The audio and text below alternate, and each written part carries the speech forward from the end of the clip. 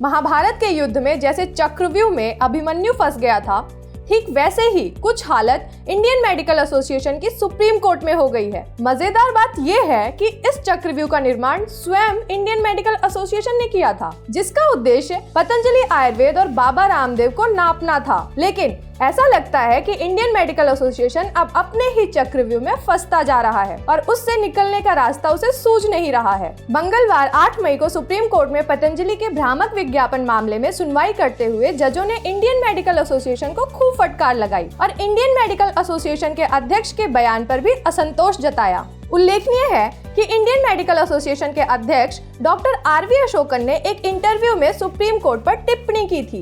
इस इंटरव्यू में डॉक्टर अशोकन ने एलोपैथिक डॉक्टरों और इंडियन मेडिकल एसोसिएशन की कार्यशैली पर सुप्रीम कोर्ट द्वारा सवाल उठाए जाने को दुर्भाग्यपूर्ण कहा था, जिसकी शिकायत पतंजलि आयुर्वेद की तरफ से की गई थी। इसी के खिलाफ पतंजलि ने अब इंडियन मेडिकल एसोसिएशन पर अवमानना की याचिका दाखिल की है। इसी कारण मंगलवार को अवमानना अर्जी पर सुनवाई करते हुए सुप्रीम कोर्ट ने इंडियन मेडिकल एसोसिएशन की जमकर खिंचाई की और अब तक जो अदालत पतंजलि की खिंचाई कर रही थी, उसी ने इंडियन मेडिकल एसोसिएशन के रवैये पर सवाल उठाए। जस्टिस हिमा कोहली और अमानुल्लाह की बेंच ने कहा, आप पतंजलि पर भ्रामक विज्ञापन के लिए सवाल उठा रहे थे, उनकी दवाओं को हटाने की मांग कर रहे थे, लेकिन आप क्या कर रहे हैं? इस पर इंडियन मेडिकल एसोसिएशन की ओर से पेश वकील पीएस पटवालिया ने कहा कि हम अदालत की प्रशंसा करते हैं, लेकिन आरवी अशोकन ने एक सवाल उठाया था जो मुख्य बात है। वकील ने कहा कि इंडियन मेडिकल एसोसिएशन के अध्यक्ष का ऐसा मकसद नहीं था कि अदालत के बारे में कुछ गलत कहा जाए। इस पर बेंच ने कहा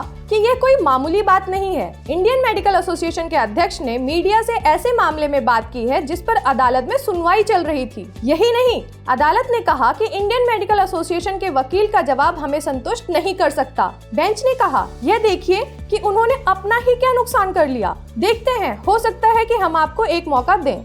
जस्टिस कोहली ने कहा, एक बात हम साफ कर दें कि अदालत ये उम्मीद नहीं करती कि कोई पीठ पीछे हमला करे। इस अदालत को भी आलोचना का सामना करना पड़ा है, हम उसके लिए तैयार हैं। इस पर इंडियन मेडिकल एसोसिएशन के वकील पीएस पटवालिया ने कहा कि हमें अगली सुनवाई तक मौका दिया जाए। उन्होंने कहा, इंडियन मेडिकल एसोसिएशन के अध्यक्ष माफी मांगते हैं, उन्हें ये समझ आ गया है कि उन्हें अपनी जुबान बंद रखनी चाहिए थी। इस पर अदालत ने कहा कि देखिए मामला कैसे आगे बढ़ता है। अदालत की बात आप पर भी उतनी ही लागू होती है जितनी पतंजलि आयुर्वेद पर होती है। गौरतलब है कि इंडियन मेडिकल एसोसिएशन अध्यक्ष के इंटरव्यू को लेकर आचार्य बालकृष्ण ने अर्जी दाखिल की थी, जो पतंजलि आयुर्वेद के एमडी हैं। न्यूयॉर्क समाचार की रिपोर्ट।